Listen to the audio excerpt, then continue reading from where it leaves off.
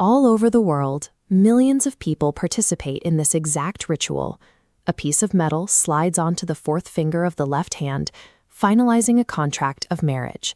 We accept this placement as an absolute rule, but out of 10 human digits, there is no immediate, logical reason why this specific finger earned the exclusive right to wear the wedding band. To find the starting point, we have to travel back thousands of years to ancient Egypt. Long before precious gems were involved, couples wove simple reeds into circles. The shape had no beginning and no end, serving as a physical representation of eternity. A moment of wonder. This ancient medical map shows what the Egyptians, and later the Romans, actually believed. They thought a single delicate nerve or vein ran directly from that fourth finger on the left hand straight into the human heart. They called it the Vena Amoris, the vein of love. Biology, however, does not agree. If you dissect a human arm today, you will not find a dedicated vein connecting the ring finger to the cardiac organ. The Vena Amoris is a complete physiological fiction. A medical error from antiquity survived the collapse of empires to dictate a strict global tradition today. Looking at this ancient Egyptian gold signet ring, you can see how the tradition hardened. Fragile organic reeds deteriorated rapidly, so people transitioned to durable bone, iron, and gold. The ring was evolving from a private romantic gesture into a public, legally binding contract. During the Middle Ages, the anatomical rule actually fractured. Depending on local geography and specific religious rites, various European factions began placing the nuptial ring on the right hand, which was traditionally associated with oath-taking. The practice varied widely until the English Reformation.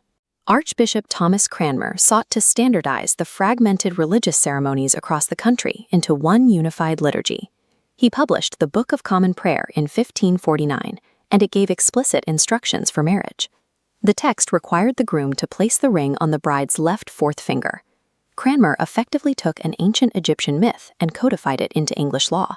Physician William Harvey mapped the human circulatory system, revealing a dense network of branching veins. Zooming in on the ring finger, the digital veins clearly merge into the wrist. Every finger shares the exact same blood supply, decisively killing the Vena Amoris. The anatomy was debunked, and the medical community moved on. Yet the public ignored the science. Couples continued sliding rings onto the left fourth finger, proving that our preference for a compelling narrative can easily override empirical evidence. Up to this point, rings were generally simple bands. But in 1477, Archduke Maximilian of Austria proposed to Mary of Burgundy, pictured here.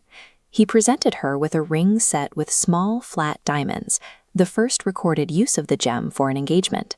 That gesture established a new benchmark for European nobility. The trend trickled down through the aristocracy over the centuries, gaining massive visibility when Queen Victoria prominently displayed her own vast collection of diamond jewelry. This imposing crater is the Big Hole diamond mine in South Africa. When major reserves like this were discovered in the late 19th century, miners pulled millions of carats from the earth. The market flooded, and diamonds suddenly lost their perceived rarity. By the 1930s, diamond prices plummeted. The De Beers cartel realized their massive investments were in jeopardy, prompting them to launch a heavily funded, aggressive advertising strategy to manufacture consumer demand. You can see that manufactured desire taking hold here. In 1947, a copywriter coined the phrase, "A diamond is forever." The campaign successfully linked the physical durability of the stone to the ancient, unkillable myth of eternal love. De Beers then leveraged Hollywood. They paid studios to showcase actresses like Marilyn Monroe wearing their gems on screen and at red carpet events, making an extremely expensive purchase feel like a mandatory requirement for the middle class. An ancient anatomical lie was packaged by modern capitalism. A non-existent phantom vein became the structural foundation for a multi-billion-dollar global industry. When a bride walks down the aisle today, the heavy emotional weight of the ceremony is built on a fascinating historical foundation. This universal expression of devotion is a collision of a millennia-old Egyptian medical mistake and a mid-20th century corporate marketing strategy.